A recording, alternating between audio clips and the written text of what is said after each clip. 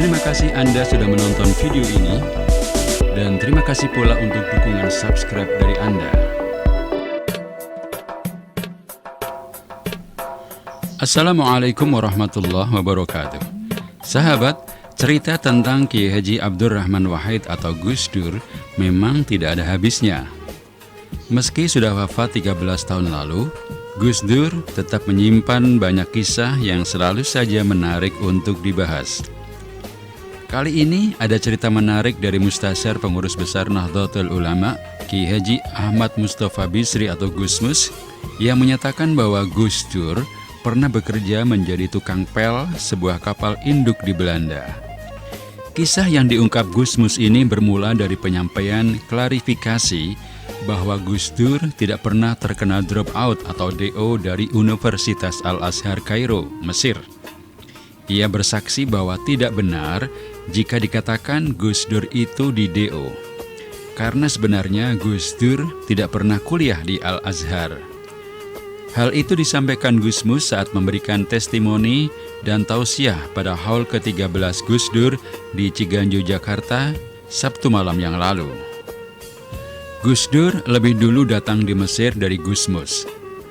Tetapi karena kesibukannya, Gus Dur tidak sempat daftar kuliah di Al-Azhar. Lalu Gus Dur menanyakan apakah Gusmus sudah mendaftar. Untuk itu Gusmus memilih perkuliahan yang baru dimulai dan ujian akan berlangsung pada 4 bulan mendatang. Mata kuliah yang diambil Gusmus pun sudah akrab dengan pelajaran-pelajaran yang ada di pesantren. Ia mengaku tidak pernah sekolah formal kecuali sekolah rakyat atau SR. Selebihnya Gusmus menempuh pendidikan ala pesantren di Rembang, Lirboyo, dan Krapia. Tanpa tanya ini itu, Gus Dur langsung menyatakan diri untuk ikut Gusmus dan langsung mendaftar kuliah di tempat yang sama. Namun, saat sudah mulai masuk kuliah, Gus Dur heran karena mata kuliahnya sudah dipelajari di pesantren. Lalu beliau daftar di Fakultas Adab di Universitas Baghdad, Irak. Beliau ke Irak, tapi kemudian beliau lulus duluan.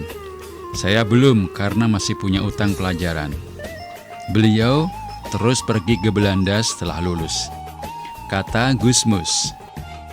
Saat di Belanda, Gus Dur mengirim surat sebanyak 12 lembar kepada Gusmus. Surat itu bahkan masih disimpan sampai sekarang. Di dalam suratnya, Gus Dur meminta Gusmus agar ketika sudah selesai kuliah, mencari utang atau pinjaman uang untuk menyusul ke Belanda. Gus Dur mengaku mendapat pekerjaan dengan gaji yang sangat besar. Bahkan Gus Dur sudah mencarikan pekerjaan untuk Gusmus yang gajinya juga tidak kecil. Belakangan ini, Gusmus mendapat cerita dari kawannya di Belanda. Ketika Gus Dur datang ke Belanda, langsung minta dicarikan pekerjaan yang gajinya besar. Tentu saja gaji besar memerlukan tenaga yang juga besar, bahkan sangat kasar. Tetapi apa mau dikata, Gus Dur menyanggupi. Setelah dicarikan, akhirnya dapat pekerjaan, yaitu ngepel kapal induk. Berat sekali, kata kawan saya. Setiap jam 5 sore pulang, badan Gus Dur oli tok, dipenuhi oli. Itu dilakukan demi untuk dapat duit, kata Gus Dur. Karena Gus Dur tahu kegemaran Gusmus adalah menggambar, maka dicarikanlah pekerjaan yang sesuai, yaitu membuat reklame dengan gaji yang cukup besar. Tujuan Gus Dur agar beberapa bulan ke depan, gajinya dan gaji Gusmus dibelikan mobil bekas. Di dalam surat yang dikirimkan ke Gusmus itu, Gus Dur berkeinginan untuk pulang lewat darat menggunakan mobil bekas itu. Gus Dur juga mengaku sudah menyurati teman-temannya yang akan dilewati melalui jalan darat. Tanggalnya juga sudah disiapkan. Nanti sampai Sumatera, putar-putar di sana dulu, baru lanjut perjalanan. Di dalam perjalanan itu nanti kita bisa bicara banyak tentang NU dan bagaimana bisa bermanfaat penuh untuk Indonesia. Demikian kata Gus Dur di dalam surat seperti yang dikisahkan Gusmus. Jadi, kalimatnya NU itu bukan tujuan. Ternyata Indonesia pun bukan tujuan Gus Dur. Tujuannya adalah kemanusiaan.